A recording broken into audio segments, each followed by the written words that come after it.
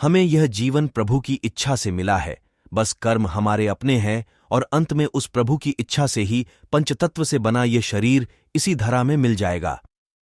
आत्महत्या करना उस प्रभु की इच्छा के विपरीत है, महापाप है।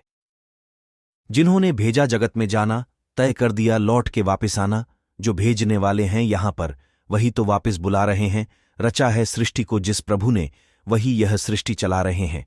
जब आए उस प्रभु की इच्छा से हैं तो जाएंगे भी उसी की इच्छा से, उसी के आदेशानुसार।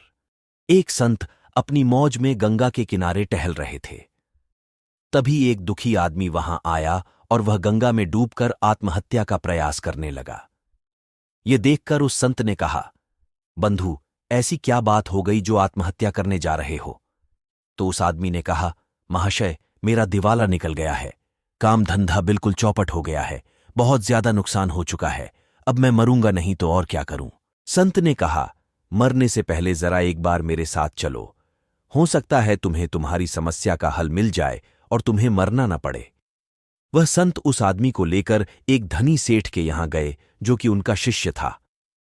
उन्होंने जाकर उस धनी सेठ के कान में कुछ कहा तो उसने हां में सर हिलाया, बोला, ठीक है जी, ठीक है, मैं इसके बदले में 2 लाख देने को तैयार हूं। वह आदमी चकराया कि किस चीज की सौदेबाजी हो रही है।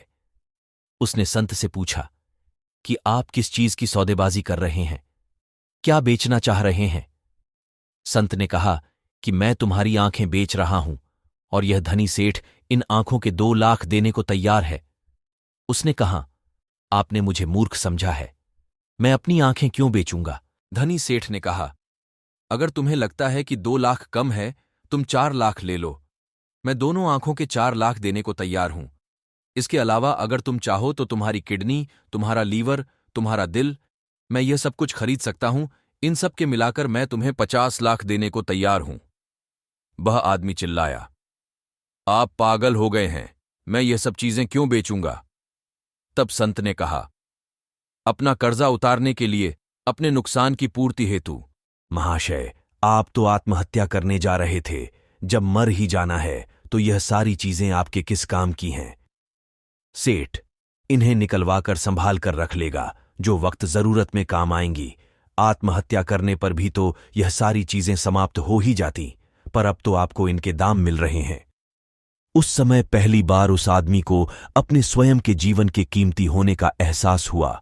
उसे समझ में आया कि मैं 50 लाख में भी अपने शरीर के अंग बेचने को तैयार नहीं हूं, और वह शर्मिंदा होकर संत के चरणों में गिर गया।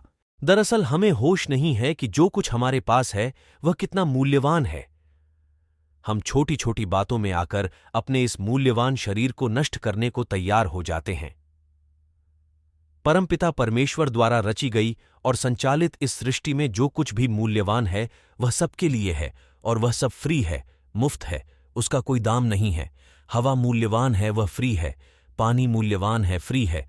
प्रकाश मूल्यवान है, फ्री है। हंसी फ्री है, खुशी फ्री है। हमें यह जीवन प्रभु की इच्छा से मिला है, बस कर्म हमारे अपने हैं और अंत में उस प्रभु की इच्छा से ही पंचतत्व से बना ये शरीर इसी धरा में मिल जाएगा। आत्महत्या करना उस प्रभु की इच्छा के विपरीत है, महापाप है।